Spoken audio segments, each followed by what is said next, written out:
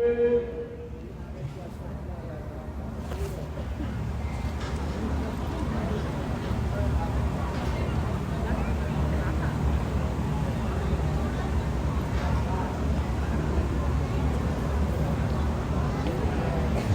का यह अवतरण दिवस और सदगुरुदेव और मानसिक कृपा से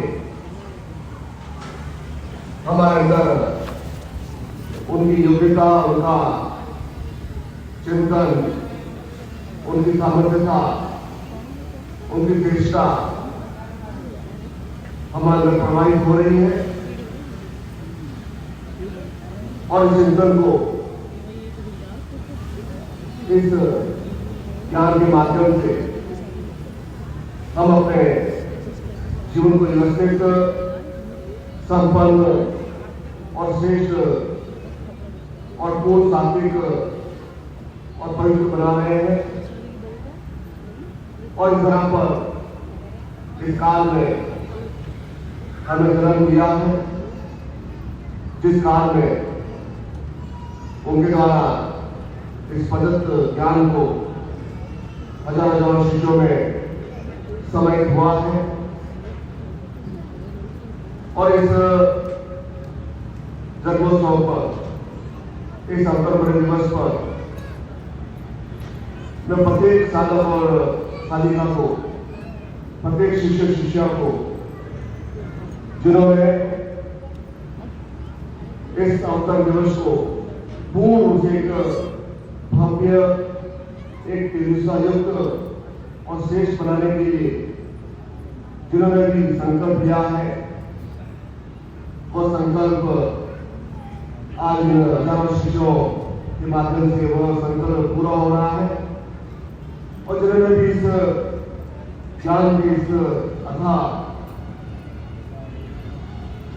क्रिया में जिन्होंने भी योगदान दिया है, उन सबको मैं पूर्ण सर्वश्रेष्ठ आशा प्रदान करता हूं कि उनकी जीवन में कामना करता हूं।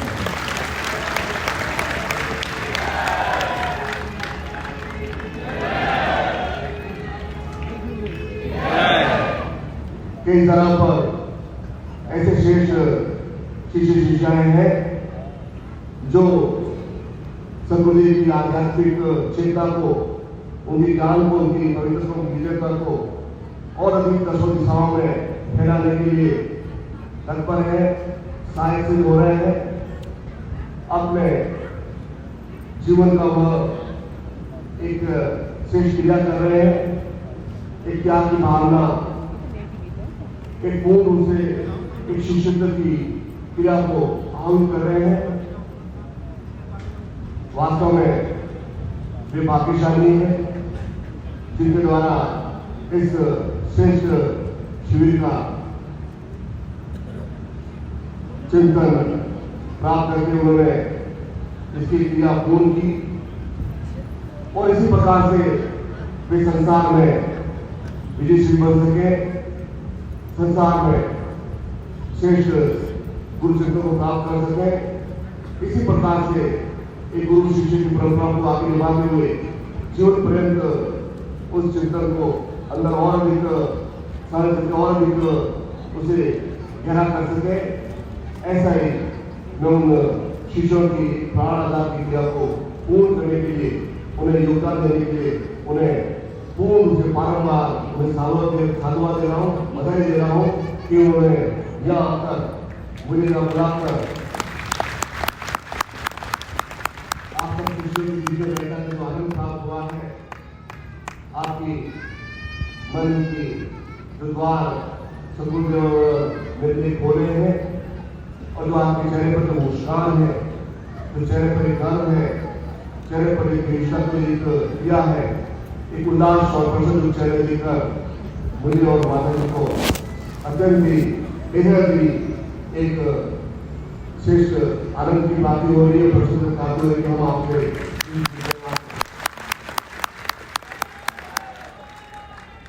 जय जय जय जय हर हर महादेव। और जन्म दिवस को एक मानव होता है। जन्म दिवस एक पूर्ण दिवस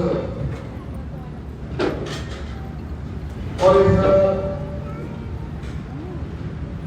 आदम दिवस पर क्योंकि जो भी प्रभु जो भी कृपा करते हैं वह एक जन्म के माध्यम से वह पूर्ण होता है।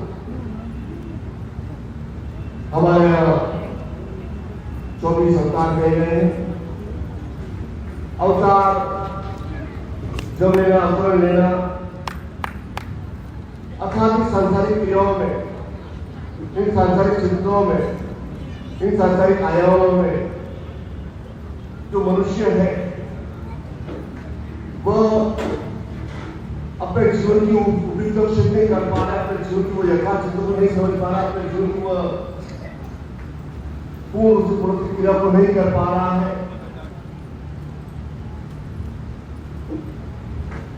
और जो गुरुत्व होता है, गुरु की क्रिया होती है, वह हजार हजार शिष्यों में निवृत्त हो जाते, हजार शिष्यों में बढ़ जाती है। अर्थात सदगुरु तपस्वी महर्षि ऋषि कोई ज्ञान को अपने अंदर समेट कर नहीं करते हैं,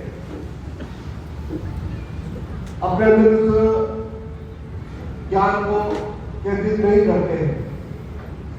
अर्थात संसार में जो हजार हजार लाखों रूप में विलुप्त हो जाता है, उनके विचार, उनकी पद्धति, उनका कार्य, उनकी क्रिया, उनका चिंतन, उनकी योगिता, उनका सानिध्य, उनका वर्चस्व, ज्ञान, उनकी दिव्यता, उनकी तेजस्ता, उनकी शक्ति जब एक हजार लाखों रूपों मनुष्यों में जब विद्वान हो जाती है तो इसका तात्पर्य होगा कि एक अवसर में लिया हुआ है वह एक शिव पुरुष है। जिस प्रकार से गुलाब का पुष्प होता है और वो गुलाब का पुष्प अपनी सुगंध को समेट कर नहीं रखता है, वह उसकी सुगंध चारों तरफ व्याप्त होती है, तभी वह गुलाब का पुष्प कहलाता है, अधिपति कहलाता है। इसी प्रकार से इस संसार में सदगुरु क्रिया हजार हजारों शिष्यों के माध्यम से वह आहुत होती है। हजारों शिष्य अपने जीवन में क्या कर रहे हैं उसके माध्यम से सदगुरु की सार्थकता को आंका जाता है, सदगुरु की सार्थकता को, उनकी चेतना को मापा जाता है। फिर ग्रंथ जीवन के जो शिष्य है वे किस प्रकार से अपने जीवन में कौन सा प्रभाव पैदा कर रहे हैं, कौन सी योग्यता ले रहे हैं, कौन सा कर्म कर रहे हैं, कौन सी क्रिया कर रहे हैं, उनके माध्यम से सदगुरु की चैतन्यता प्राप्त होती है। और सदगुरु को आसन के लिए, सदगुरु को बैठाने के लिए सबसे उपयुक्त जो स्थान होता है वह एक शिष्य का हृदय होता है।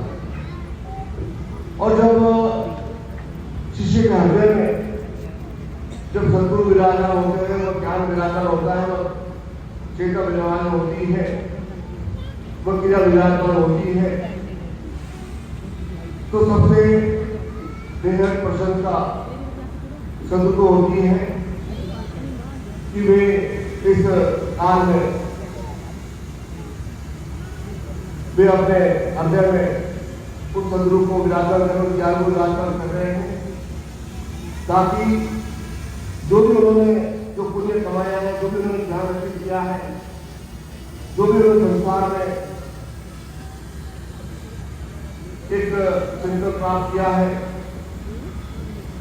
वह चिंतन उन शिष्यों के हृदय में विराजमान होकर, शिष्यों के अंदर हृदय में क्रिया के रूप में विद्यमान होकर वह पूरे शरीर में रोग में प्रतिरोग में विद्यमान हो। और जोड़े जोड़े शिक्षण आते जब एक शिष्य एक भ्रम और माया से विभूत होकर, एक अलग क्रियाओं से वशीभूत होकर, जब शिष्य अपने हृदय से दूर होने की क्रिया करता है, जब उन्हें कहने की क्रिया नहीं कर पाता है, तो सबसे बड़ा दुख पीड़ा शुरू होती है कि वह ऐसे क्षण क्यों आ रहे हैं, ऐसे दुख के कारण क्यों आ रहे हैं, जब उस शिष्य के अंदर उस और करने की भावना उत्पन्न नहीं हो पाई, उसे वह चैतन्य प्राप्त हो, क्रिया प्राप्त हो कि वह पूर्ण रूप से अपने हृदय में सदगुरु ज्ञान विराजमान करने में अब सक्षम हो पाए। इसलिए जब जन्म होता है वो एक बालक का, और जब गर्भ में पलता है बढ़ता है, तो वह आसपास की क्रियाओं से, वह आसपास के परिचितों से परिचित रहता है। वह गर्भ में पिता की आवाज सुनता है, माता की आवाज सुनता है, आसपास के जो सगे संबंधी आवाज सुनता है, उन सबसे वो परिचित रहता है।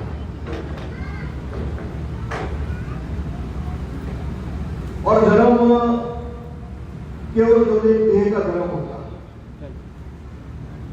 मनुष्य योनि में जन्म लिया, अर्थात हमने एक जैसे हमारे माता पिता की देह थी, वैसे हमने उस देह को प्राप्त किया। देह को प्राप्त करने का तात्पर्य कि इस संसार में हमारा जन्म हुआ है, हमें वह एक जीवनगत अवस्था में हमें जन्म प्राप्त हुआ। और जब भी मां जन्म देती है तो डॉक्टर, नर्स माता के आसपास के आसन में रहने की बच्चा दी है, जब जी उठता है तो उसका प्रशंसा युक्त करते हैं, ताली बजाते हैं, खुशी महसूस करते हैं कि बालक जी गया, बालक जी गया। लेकिन वो बालक केवल एक जीवन अवस्था में आया था, उसे जीवन मिला, और जीवन जो मिला है, ऐसा जीवन लाखों लाखों करोड़ों लोगों को वो जीवन मिला है माता पिता के सहयोग के कारण, माता पिता के मिलने के कारण। लेकिन वह जीवन केवल जीव को प्राप्त हुआ है, लेकिन उसके अंदर वह प्राण नहीं आए, एक प्राण स्थापित नहीं हुए, अर्थात वह केवल एक नश्वर देह को लेकर वह जन्म लिया है। और जब तक देह की क्षमता रहेगी, 50-60 वर्ष की आयु रहेगी, तब तक उसकी देह की क्षमता है, वह देह चलती रहेगी, और अंत में जाकर एक दिन मरकर जैसा स्वास्थ्य हो जाए, तो उस देह से जो एक नश्वर जो कार्य हो सकते हैं, जो संसारी क्रियाओं के जो कार्य होते हैं, जो एक सुखों को सहाय करने के कार्य होते हैं, जो किस प्रकार से धन कमाना, जीवन यापन करना, वह केवल देह की क्रियाओं के माध्यम से उस मनुष्य जीवन को प्राप्त होता है। माता पिता की क्रिया वही तक सीमित हो जाती है कि उस संतान को जन्म दे सके। जैसा हमारा जन्म हुआ है, वैसे हम एक देह को पैदा करें। माता पिता उसके अंदर प्राण को जाकर जैसे प्राप्त तो नहीं, उसके अंदर वह क्रिया नहीं जैसे जिसके अंदर वह उसके माध्यम से उसे प्राण को जागृत हो सके। वह केवल संसार में केवल सदगुरु के माध्यम से ही जीवन प्राप्त होती है कि उस शिष्य को, उस देह को वह उस प्राण का तो बदल दे, उसके अंदर प्राण को जागृत कर। इसके सदगुरु को, ज्ञानियों को, तपस्वियों को, योग्यता में 6 शक्तियों को एक परात्मा का तत्व क्या गया है, एक चैतन्य तक कहा गया, ताकि उस शिष्य की, उस साधक की, उस दर्शन देवी जो चल रहा है उसकी गति को बदल सके। और गति को बदलना इस संसार में केवल सदगुरु के माध्यम से ही प्राप्त हो। गति अर्थात जिस दिशा में आप पेड़ के साथ चलते जा रहे हैं, चलते जा रहे हैं, तस्वीरों के माध्यम से, उन अनुग्रहों के माध्यम से उस गति को बदलना, उसके अंदर वह प्राण स्थापित करना, वह तभी प्राप्त होता है जब वह नश्वर देह व्यक्ति सदगुरु के चरणों में बैठकर अपनी क्रिया, अपना चिंतन सदगुरु के चरणों में क्रिया करता हूं। और उस नश्वर देह अर्थात हम भी बड़ी बात जानते हैं कि यह शरीर नश्वर है, समाप्त हो जाएगा, यह शरीर मिट जाएगा। हम भी अपने सगे संबंधियों को, माता पिता को, आसपास के पड़ोसी व्यक्तियों को संस्थान में जाकर छोड़ के आते हैं, चलाते हैं और वहां कुछ देर के लिए हमारे में विचार आते हैं कि ये शरीर तो नश्वर है, मैंने कुछ ऐसा कुछ किया नहीं है, सब कुछ किया किनारे किए नहीं है, तो मैं भी स्वस्थ हो जाऊंगा, मुझे भी अपने जीवन में कुछ ऐसा कुछ क्रिया करनी चाहिए। फिर हमारे अंदर कुछ समय के प्राण जागृत होते हैं और हमें कुछ सोचने समझने के लिए हमें कुछ क्रिया हमारे अंदर प्राप्त होती है। और जो ही हम पूरे संसार में लौटते हैं, दुकानदारी करने बैठते हैं, फिर वही नश्वर क्रिया, वही अन्य क्रिया में प्राप्त हो जाती है और हम उस चेतना को भुला बैठते हैं। फिर संसारिक क्रियाओं में, उसी क्रिया में आगे बढ़ जाते हैं। और जब तक वह एक प्राणों को अवस्थित करने की क्रिया में ज्ञात नहीं होगी, हमें जीवन उद्देश्य लक्ष्य प्राप्त नहीं होगा, हमें जीवन की क्रिया प्राप्त नहीं होगी, तब तक हम अपने जीवन में कुछ ऐसा सिस्टम प्राप्त नहीं कर रहे हैं, ऐसे सिस्टम क्रियाओं को प्राप्त नहीं जिसके लिए हमें मनुष्य जीवन मिला। क्योंकि यह देह के माध्यम से कुछ प्राप्त नहीं हो सकता। इसलिए यदि हम 4-5 दिन स्वस्थ रहकर नहलाएंगे और साबुन नहीं लगाए कुछ देर से बदबू वाले लेके हमें स्वयं देर से हम स्वयं गणना करने लग जाएंगे। ये हमारे ऐसी कैसी देश में बदबू वाले शरीर में रोग है, शरीर में ऐसी जंग है, छुट्टी है। और यदि हमें वो ज्ञान है, यदि हमें चेतना का ज्ञान है कि इस युगोद्देश्य, इस योनि क्रिया का जन्म लेना है, वह यदि हमें ज्ञान है, क्योंकि यह जो हमारे एक ब्रह्म है, परमात्मा है, उस ब्रह्म को जोड़ने की क्रिया उस सदगुरु के माध्यम से शिष्य और सदगुरु की जोड़ने की क्रिया होती है, वह ब्रह्म के माध्यम से पूर्ण होती है। जो अंदर परमात्मा है, जो ब्रह्म की क्रिया है कि हमें जन्म लेने का हमारा अधिकार केवल हमें ईश्वर को नहीं है। हमें अभी ज्ञान नहीं है कि कभी हमने यहाँ जन्म लिया, कभी वहां जन्म लिया, कभी किसी जन्म लिया, किसी परिवार जन्म लिया, किसी क्षत्रिय जन्म के परिवार कुल जन्म लिया था। तो उस जन्म लेने का अधिकार, उस जन्म लेने की क्रिया स्वयं का हाथ में है। वो हमें उस क्रिया का हमें विद्या का ज्ञान नहीं है, उस चेतना का हमें ज्ञान नहीं है।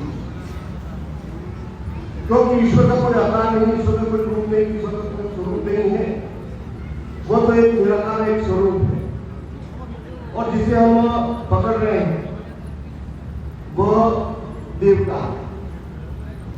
देवता का दाता की जो जिस जीवन की यात्रा में जिसे हमें कुछ मिल जाए वह देवता होता है। आज से ईश्वर पहले 33 करोड़ देवी देवता थे, आज 100 करोड़ देवी देवता होते हैं, बढ़ती होती चली जा रही है। जो भी मर रहा है वह हम कहते हुए देवता हो गए। देवताओं में अत्यधिक बढ़ती हो रही है। और हम दान का था जिसे हमें कुछ यात्रा में प्राप्त हो जाए, बाकी सब कुछ आपसे प्राप्त करने की कामना करेंगे। पति से कुछ कामना करेंगे, पति से कुछ कामना करेगा, कुछ कामना करेंगे, पुत्र पुत्र कुछ कामना करेंगे, अर्थात कुछ मांगने की क्रिया करेंगे। और संसार में एक नियम है, क्रिया है कि जिस प्रकार से यहाँ जीवन जाति को सत्य होते हुए आए, उस प्रकार से मुद्दा रूप में होते हुए आए। आज से नहीं, 36 से लेकर आज तक की जो स्थिति उसमें मुद्दा जरूरी होती हुआ है। उनका इस जीवन में कारोबार नहीं, उनके जीवन में कोई क्रिया नहीं है। उनका मिलना और बिछोड़ना इस प्रकार से, जैसा जिस प्रकार से पड़ोसी या होगा हमें घोषणा दिया, किसी प्रकार से आसपास के जो कुछ ऐसा कुछ कार्य हो गया, हमें कुछ लोग कैसे करना होगा और मुद्दा पुरुष से जोड़ना उसी प्रकार से होता है जिस प्रकार से हम एक अकारणीय इस क्रिया में अग्रणी हुए। अतः जिनको चेतना नहीं है, जिनको ज्ञान नहीं है, जिनको कोई सिद्धि नहीं, जिनको पूर्णता नहीं, जिनको जीवन को सिद्ध प्राप्त नहीं है, जो एक दर्शन है वह मुद्दा गुरु का यही एक होता है कि वह 100 पे चला दे, 500 पे चला दे, या बहुत बना दे, आसन माता है, वो उनकी गति वैसी होती है। उनके जीवन का उद्देश्य लक्ष्य नहीं, वो शिष्य की जीवन को एक बदलने की क्रिया उन्होंने क्षमता है ही नहीं कि वह शिष्य को बदलने की क्षमता दे सके। और जीवन जागृत व्यक्तित्व के साथ गुरु के साथ बैठना गुरु क्रियाओं में वह एक शिष्य की जब एक सर्वोच्च क्रिया होती है तभी जीवन का गुरु प्राप्त होते हैं। जिस प्रकार से एक व्यक्ति चला आ रहा है, उसकी खुद ही आगे हुए, लेकिन चला जा रहा है, वो आसपास देखते नहीं, आसपास क्रिया करते ही नहीं और अंत में जाकर स्वाद हो जाता है, चाहे उसकी आगे खुली हुई है, फिर भी वो आसपास कुछ देख नहीं पा रहा है कुछ, क्योंकि उसके ऊपर इतनी तंत्राओं का एक भार है कि वह उस भार के स्वरूप कुछ भी अलग क्रिया है वह देख नहीं पा रहा है, उसे समझ प्राप्त हो पा रही। केवल वह एक जीवन यापन की क्रिया कर रहा है जिस प्रकार से वह उसका जीवन चल सके,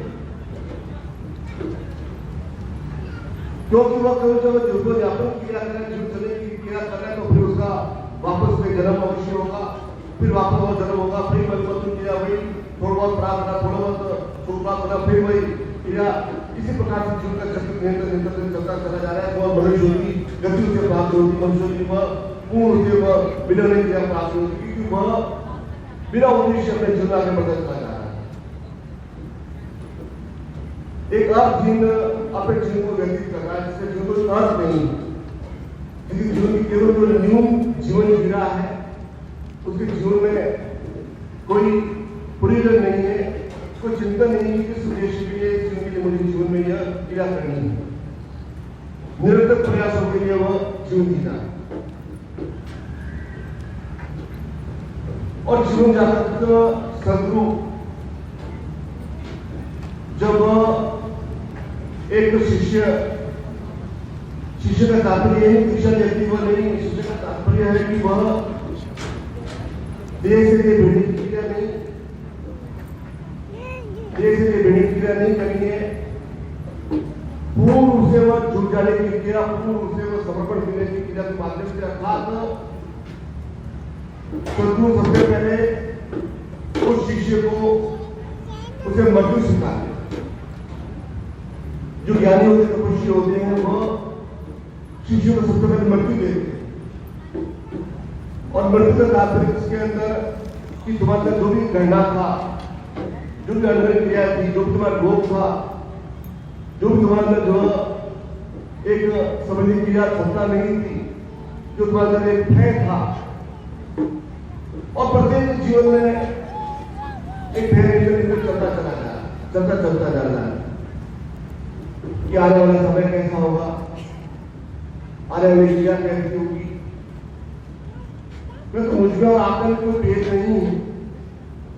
मैं भी वैसे जीवन यापन करता हूँ, मेरी भी बंधु बांधव में मेरी परिचित है, मेरी पत्नी बात करते हैं, लेकिन आप थोड़ा बहुत जीवन में भय आ जाता है, थोड़ा बहुत ऐसी अनूठ क्रिया हो जाती है, आप बेबी हो जाते हैं, आशिक हो जाते हैं कि आने वाला समय कैसा होगा, आने वाला क्रिया कैसी होगी, एक आसक्ति लेकर अज्ञान भय लेकर कि सब लोग मेरे पावी हो जाएंगे, पति मर गई तो मेरा क्या होगा, पति मर गया तो मेरा क्या होगा, बाल बच्चे मेरी सेवा करेंगे, शिक्षा करेंगे नहीं, या प्रिजन मेरे क्या करेंगे, अर्थात वह उन भय के वातावरण में भी अपना जीवन व्यतीत करता रहता है।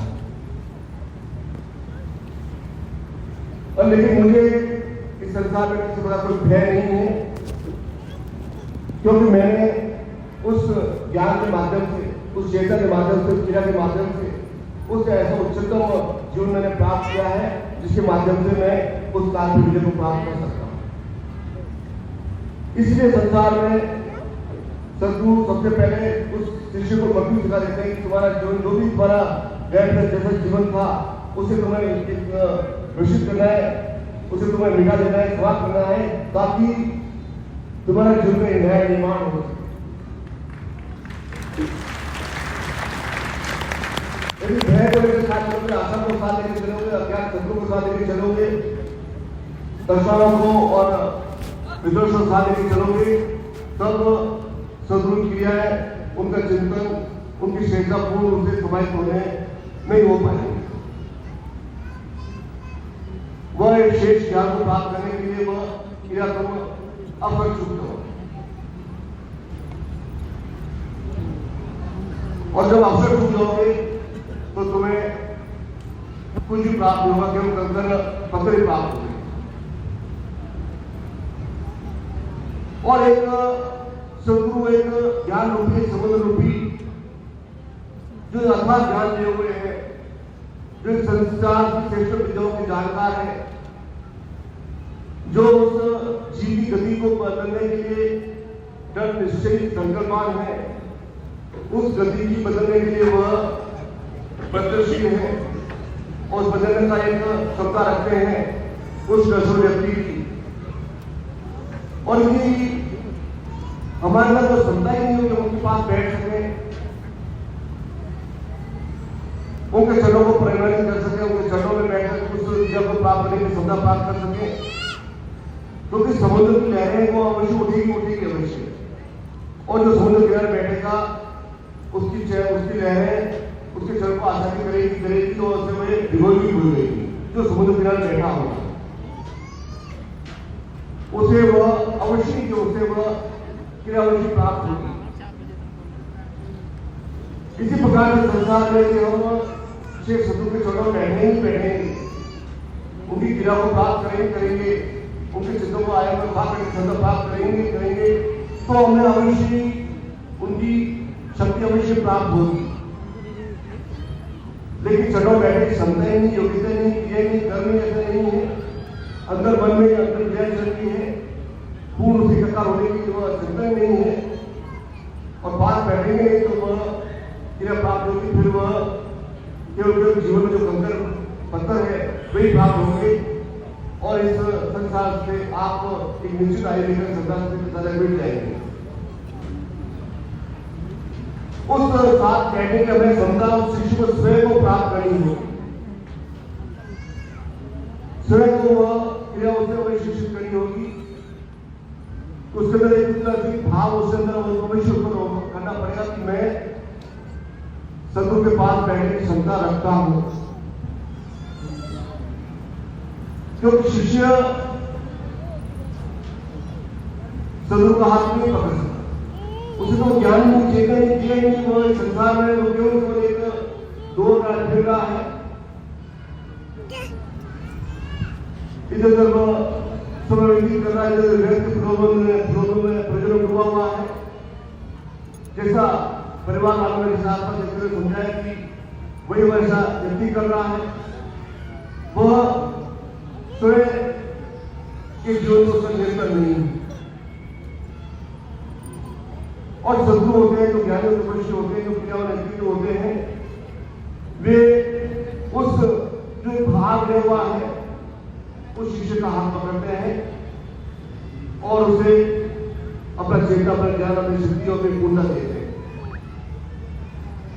शिष्य को याद नहीं कि वो इस दिशा में आगे बढ़ रहा है।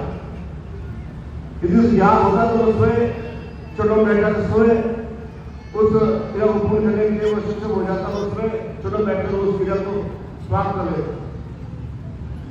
और जो लुका छिपा जो खेल है,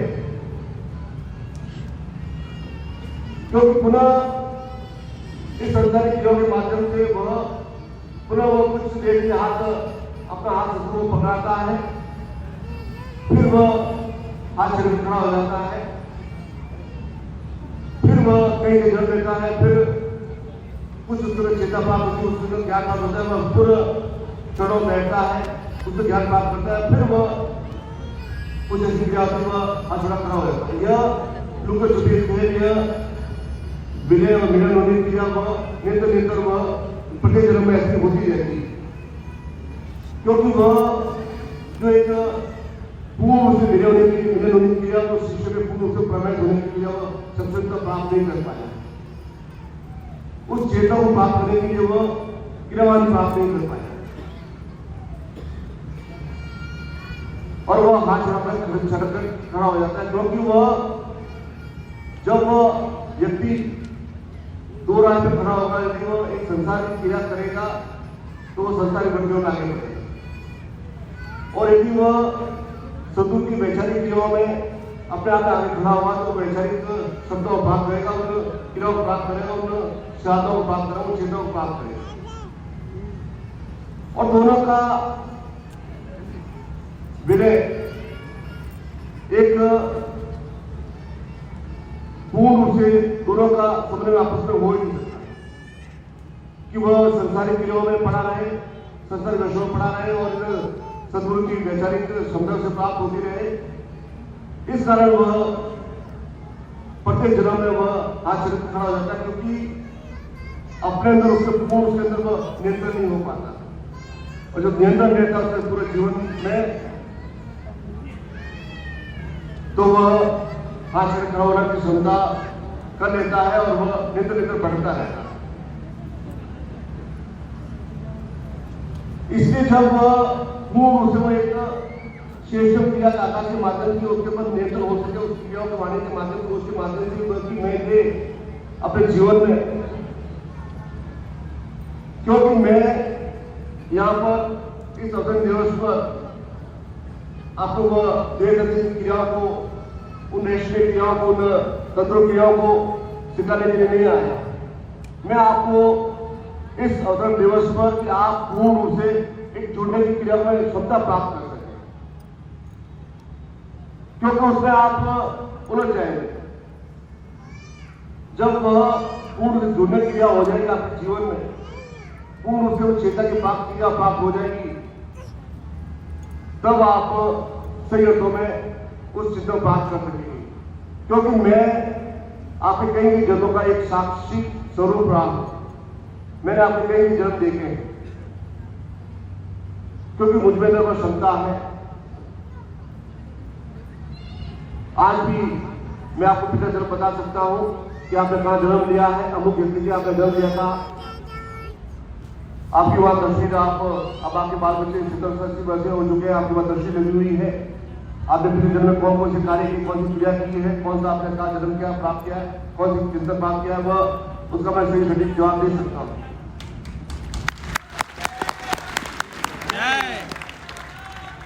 जय जय आपकी काल गति हुई है, क्योंकि कई कालों का जो विषय होता है वह सदगुरु के पास वो विद्यमान रहता है। कई आपके जीवन के काल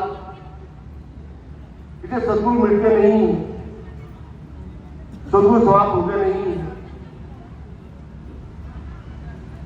हजारों वर्ष पहले मेरे ऋषि मुनि तपस्वी योगी, हमारे गोत्र भारद्वाज, वशिष्ठ, विश्वामित्र, कुटुंबनी, पाणिनि, ये ऋषि मुनि तपस्वी योगी हुए। उसके बाद इस संसार में भगवान श्री कृष्ण के माध्यम से इस संसार में उसको ज्ञान को, उस जीविता को, चेता को, क्रिया को इस संसार में विद्यमान किया गया। उसके बाद भगवान बुद्ध के माध्यम से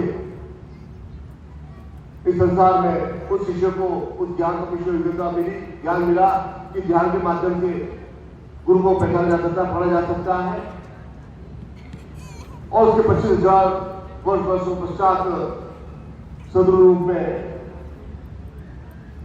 इस संसार में सदगुरु का अवतरण हुआ, जिन्होंने हजारों शिष्यों को वो ज्ञान, वो चेतना, वो शिष्टता, वो विद्यमान थी, जिसके माध्यम से वे अपने जीवन का जीवन चेता कर सके, अपने जीवन का कल्याण कर सके, वे अपने जीवन की पूर्णता के क्रिया में विद्वान बन सके। इसलिए तो कैसी भी विषम परिस्थिति हो, कैसा भी दुख हो, कैसा भी वेदना पीड़ा हो, इन संसारिक क्रियाओं का कितना भी भौरजाल हो, लेकिन यदि हम भड़क जाते हैं, सदगुरु का हाथ पकड़ चले जाते हैं, तो उसकी गति फिर हमें वापस जन्म अवश्य लेना ही पड़ता है, क्योंकि हमारे जीवन का जो एक क्रिया थी वह पूर्ण नहीं हुई। इसलिए एक मिटना अवश्य पड़ता है, समाप्त होना अवश्य पड़ता है, एक जमीन में गड्ढा अवश्य प्राप्त होना पड़ता है। मैं भी अपने जीवन में जमीन में गड़ा हूं, मेरे पास भी यौवन था, सब कुछ था, वह थी। यदि मैं गड़ा हूं, पूर्ण से मिटा हूं, तभी एक विशाल वृक्ष का रूप धारण कर पाए, जिसकी छाया में हजारों शिष्य बैठ सकते हैं।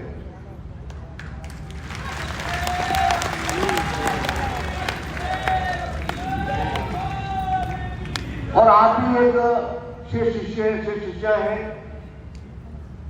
उस बीज को जमीन में गड्ढा अवश्य पड़ता है, यदि उसमें बहा दिया जाता है तो उस बीज की कोई गति नहीं रहती।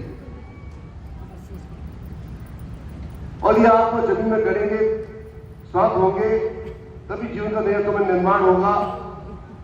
आप अभी ऐसी छाया नहीं, अभी आप केवल जो टहनी है, उस टहनी के माध्यम से ना आप अपनी पत्नी की अच्छी देखभाल कर सकते हैं, न अपने पति की अच्छी देखभाल कर सकते हैं, बाल बच्चों की देखभाल कर सकते हैं, न आपके पारिवारिक संबंध प्राप्त हो पा रही है आपको, आपके जीवन में रोग प्राप्त हो पा रहे हैं, आपके जीवन में आलस्य अक्रमणता हो रही है, क्योंकि आप पूर्ण से गड़े नहीं हैं।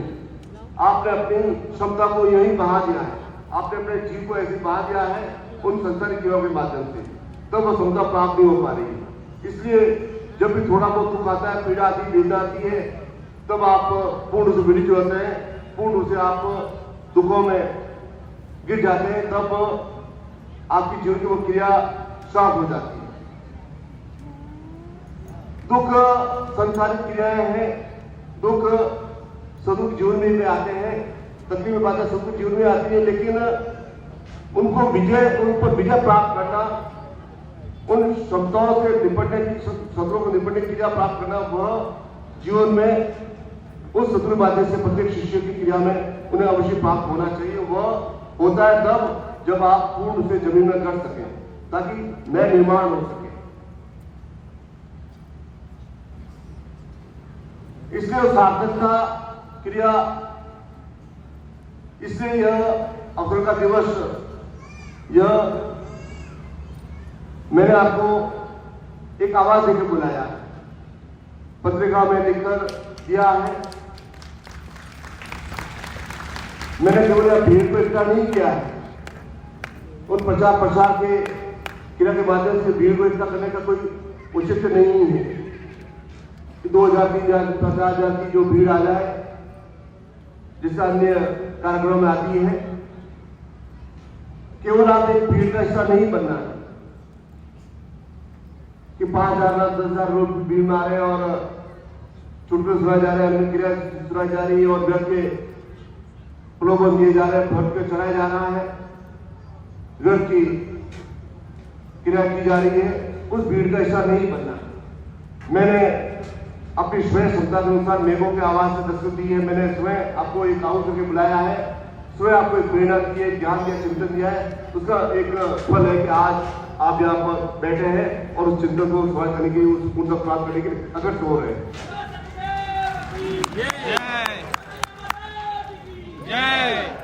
मैंने स्वयं आपको इसलिए बुलाया कि मैं आपको स्वयं आपके जीवन को सीख सकूं। आपको देखने के माध्यम से ही मुझे तृप्ति होगी कि मैं इस क्रिया के माध्यम से आपके अंदर सार्थकता व श्रेष्ठता, दिव्यता आपको दे सकूं। और जब आपको देखूंगा नहीं, आपसे मिलूंगा नहीं, आप मुझसे जुड़ेंगे नहीं, आपकी क्रिया, आपका चिंतन आपके अंदर मुझे दिखेगा ही नहीं, आपके अंदर कैसी क्षमताएं हैं, तब कैसा निर्माण करूं। जब आप चरणों में बैठेंगे, एक शिष्य तो होकर गुरु की क्रिया को प्राप्त करने के, कृपा प्राप्त करने के आकांक्षी होंगे, तभी सदगुरु उस शिष्य के अंदर ज्ञान दे पाएंगे। वो चिंतन समाहित हो पाए। और इसी क्रिया में, इसी चिंतन में कि आप स्वयं देख सके कि मैं अपने जीवन का निर्माण कर रहा हूं, क्योंकि यह संसार का नियम है कि जो व्यक्ति धन कमाता है उस धन का कभी भी अपने पर खर्च नहीं कर पाता। यह संसार का नियम है। और आप तो मैं कहूंगा कि आपको यह ज्ञान की यात्रा करनी, जगत की यात्रा करनी है, मेरे साथ चलना है, जीवन की यात्रा में मेरे साथ रहना है। जहां जहां मैं आवाज दूं वहां आपको आना है। तो जो संसार के व्यक्ति होते हैं, जो संसार के वाले व्यक्ति होते हैं, जो थोड़े बहुत जुड़े हुए होते हैं कि मुझे वह तो संसार क्रिया के माध्यम से वह पत्नी आपको ढूंढेगी कि कहां जा रहे हो, कहां बैठ रहे हो, कहां लोगों से जा रहे हो, दुकान में बैठे हो, और आप सोचेंगे हाँ एक रात में छूट जाए तो वो सदा छूट जाएगा। फिर आप दुकानदारी में हो जाते हैं, अफसर के पास जाएंगे और कहेंगे कि मुझे लीव चाहिए, मुझे लोगों से जाना है, मुझे पुलिस के साथ यात्रा करनी है। अफसर डालेगा कि जीवन का सत्यानाश क्यों कर रहे हो, ये फिजूल की बातें हैं, और फिर आपको दिमाग खराब हो जाएगा और फिर आप पुनः उस जीवन की क्रिया में लौट आएंगे, पुनः वो जीवन की क्रिया करेंगे। क्योंकि यह एक सांसारिक क्रिया है, और सांसारिक क्रिया में जब वह लिप्त रहेगा, वो उसमें चिंतन में समझ रहेगा, तब तो वह, क्योंकि गुरु, सबसे गुरु, श्रेष्ठ गुरु कभी भी नहीं कहते कि तुम घर बार सब कुछ छोड़ दो, मेरे पास आ जाओ, तुम मेरे साथ करो। वह कभी कुछ ऐसा कह ही नहीं सकते। वह यदि ऐसा कहते हैं तो वो सदगुरु हो ही नहीं सकते हैं। सदगुरु कहते हैं कि तुम्हें अपने जीवन से जो निर्माण करना है, तुम्हें अपने जीवन में वह सब कुछ प्राप्त करना है जिसे इस धरा पर धर्म अर्थ काम मोक्ष कहा गया है। जैसा इंद्र के पास वैभव था, वैसा वैभव तुम्हें प्राप्त होना चाहिए। जैसा महालक्ष्मी पर भगवान विष्णु पर लक्ष्मी है, वैसी वैसी लक्ष्मी तुम्हें प्राप्त होनी चाहिए। जैसा कुबेर के पास देवताओं का खजाना था, वह खजाना, वह देवताओं का जो क्रिया थी, वह क्रिया तुम्हें प्राप्त होनी चाहिए।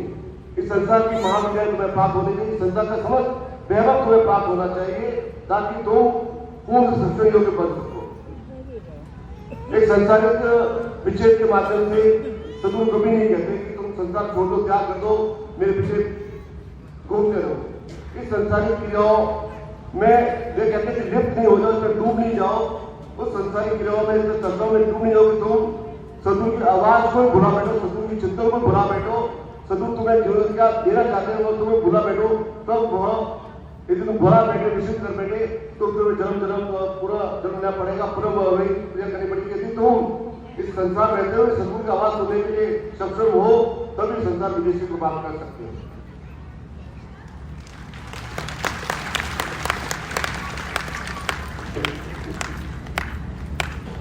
इससे जब भगवान श्री कृष्ण उन पांडवों को उन्होंने कहा कि तुम केवल निमित्त हो, यह पूरा जो महाभारत है, पूरे संसार है। मैं भीष्म को मार चुका हूं, मैं द्रोणाचार्य को मार चुका हूं, मैं कौरव को मार चुका हूं, मैं सब कुछ पहले समाप्त कर चुका हूं। मैं तुम्हें केवल निमित्त बनाया है, तुम्हें केवल इस युद्ध में खड़ा होना है, ताकि तुम्हारे द्वारा इस युद्ध में, इस धर्म के युद्ध में मैं एक विजय श्री को प्राप्त कर सकूं। मैं तुम्हें लिए खड़ा करने के लिए तुम्हें खड़ा कर रहा हूं। तुम्हें केवल खड़ा होना है, बाकी सब कुछ मैं देखूंगा, सब कुछ मैं संभालूंगा, मैं सब कुछ मैं ही करूंगा।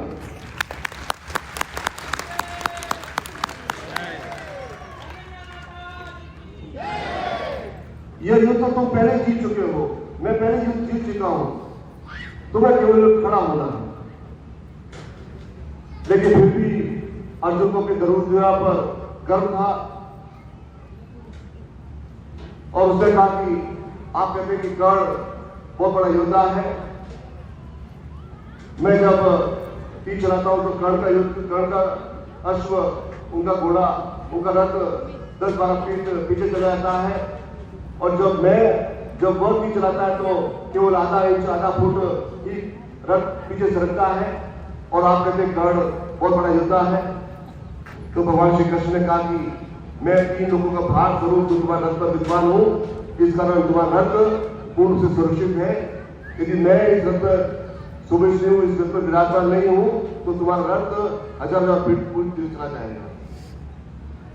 इसी प्रकार से इस संसार में एक शिष्यों के जीवन में, एक श्रेष्ठ जीवन में सदगुरु की स्थापना नहीं, क्रिया नहीं, चिंतन नहीं है, तो वह जीवन एक बेमानी है, वो जीवन एक नष्ट जीवन है। उस जीवन की कोई साथ नहीं, उस जीवन में कोई गंभीरता नहीं है, उस जहाँ चेतन अवस्था नहीं है, क्रिया नहीं है, वह है नहीं, तो वह कैसा जीवन का अभिप्राय है। लाखों करोड़ रुपए खर्च करके भी यदि जीवन का आनंद प्राप्त नहीं हो सके तो वो जीवन है ही नहीं। जीवन के जो लाखों रुपए लेकर खर्च करके जीवन की चैतन्यता प्राप्त नहीं कर सको, एक सहचर्य नहीं प्राप्त हो, जीवन की वह ओपी तरफ सिद्ध नहीं कर सको, तो जीवन है ही नहीं। और जीवन तो एक बेटे का सवाल है।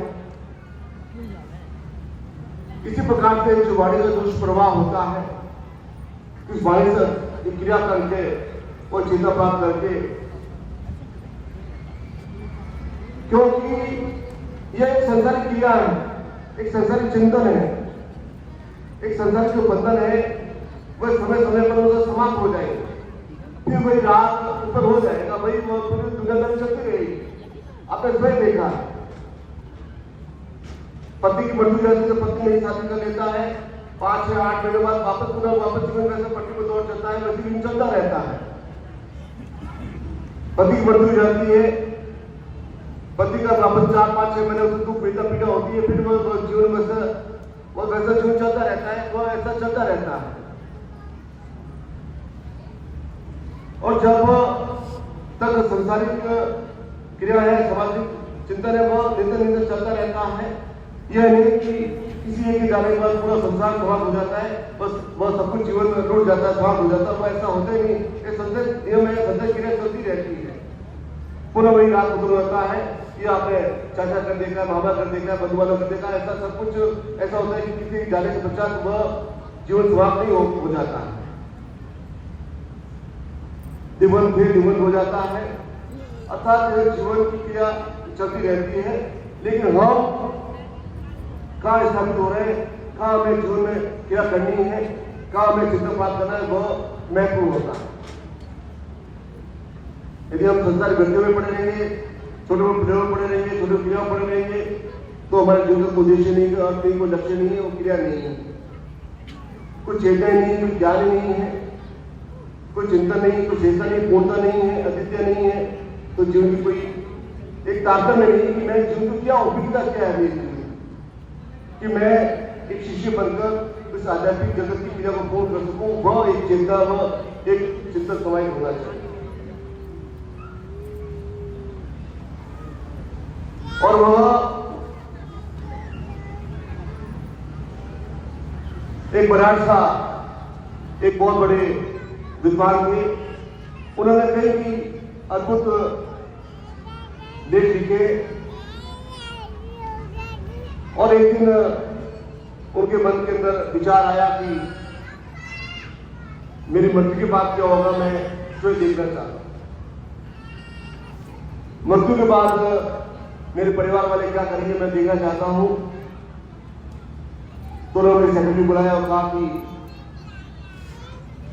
कल ऐसा वर्ण दो कि बनारस साहिब नदी में स्नान करने गए थे, वहीं डूब गए और अभी तक डेड बॉडी नहीं मिली है, तुम ऐसा अखबारों में लिख दो। उनके सेक्रेटरी ने कहा कि ऐसा कैसे हो सकता है कि मैं ऐसा कैसे लिख सकती हूँ, मुझे जेल हो जाएगी। उन्होंने कहा दिस इज माय ऑर्डर, तुम्हें लिख दो। अगले दिन अखबार में छप गया कि बनारस साहिब डेड, और बनारस साहब अपने कमरे में बैठ गए और बात का सब कुछ हालचाल सुन रहे हैं। 3-4-5 घंटे हुए, 6 घंटे हुए, तब लेटर टेलीग्राम आया हुआ है, सुविधा व्यक्त की, परिवार इकट्ठा हुआ, और 4-5-6 घंटे बीते और बेटे ने कहा कि माँ खाना खा लो, भूख लगी होगी। पिता बहुत ज्यादा छोड़ के गए, जगह छोड़ के गए, चिंतक नहीं, अवश्यकता नहीं है। बड़ा सा सब कुछ देख रहे, सुन रहे थे, और केवल एक जायदाद जमीन क्या क्या छोड़ के गए, कितने आभूषण कितने क्या है, वह सब कुछ की चर्चा हो रही। बाकी कोई बड़ा साहब के बारे में कोई पूछ नहीं रहा है, कुछ ऐसा कुछ हो ही नहीं रहा, उनके बारे में कुछ उल्लेख ही नहीं हो रहा है।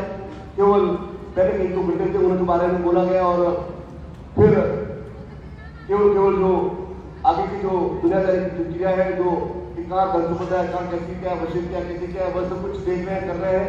कोई सरोकार नहीं है। तो बनारस साहब को बहुत बड़ा दुख हुआ कि जिन्होंने जैसा मैंने कुछ जीवन में कुछ कमाया, मैंने कुछ कमाया नहीं कि इस संसार मुझे याद न कर सके। केवल मेरी जमीन जायदाद के बारे में, वह मेरे बाल बच्चे, मेरे परिवार पूछ रहा है, बाकी सब कुछ तो मैंने जो कुछ दिन देखे सब कुछ यूज है। मुझे कुछ ऐसा जीवन में कुछ सफल प्राप्त नहीं हुए कि मुझे जीवन की जो उपयोगी हासिल कर सके, जो जीवन की क्रिया कर सके।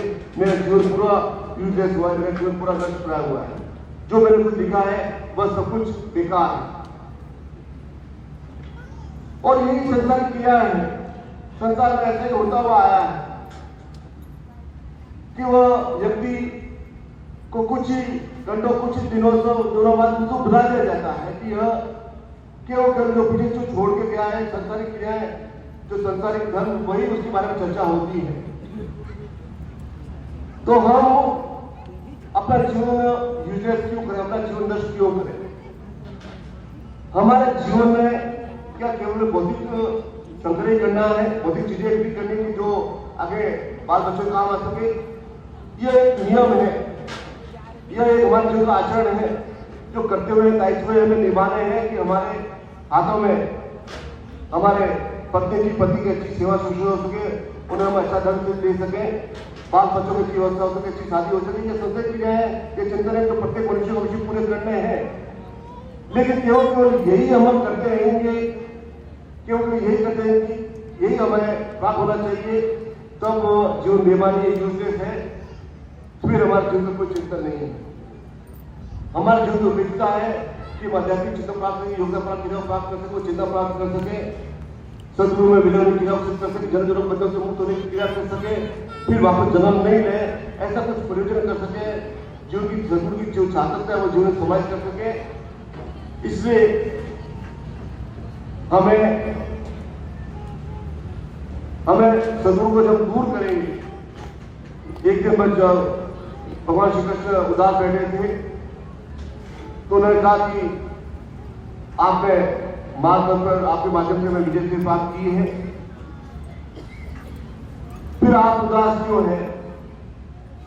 उन्होंने कहा कि मैं तुम्हारे साथ बैठा हुआ हूं, तुम मेरे को आत्मसात कर रहे हो और मैं तुम्हारे साथ रहना चाहता हूं।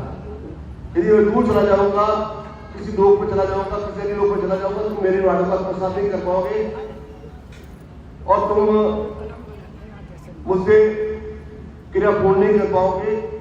इससे मैं उदास हो रहा हूं कि यदि मैं उस गति को प्राप्त हुआ, क्योंकि मैं तुम्हारे साथ रहना चाहता हूं, तुम्हारे बीच में रहना चाहता हूं, तभी तुम मेरी वाणी को सुन सकते हो।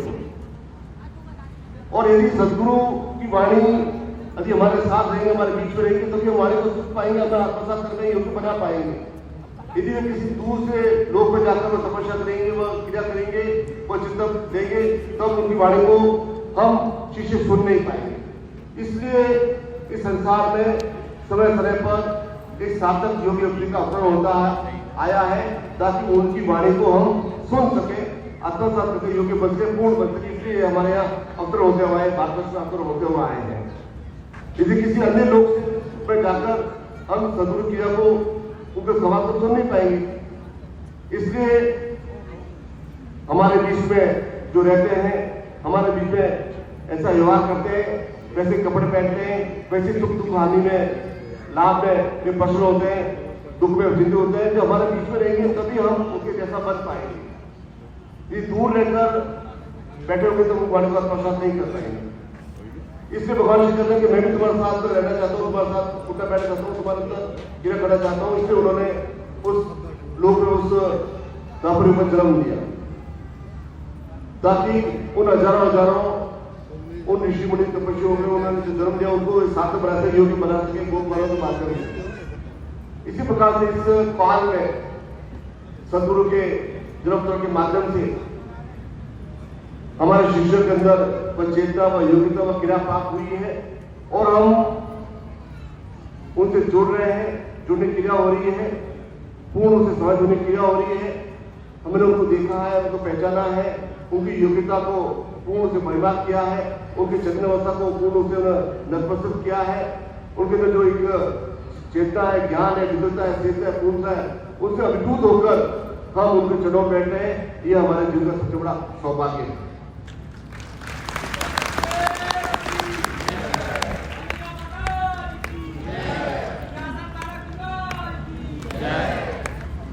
और यही चिंतन, यही विद्वता, ज्ञान, विद्वता, श्रेष्ठता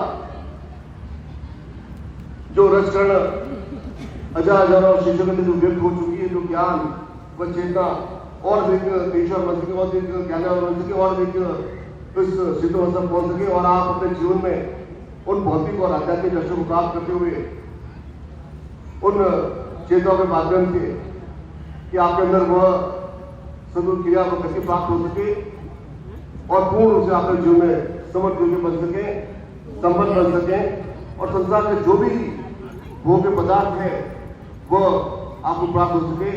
ऐसे आप सबको आशा प्रदान करता हूँ आपके जीवन की मंगल कामना करता हूँ। बोलिए गुरुदेव की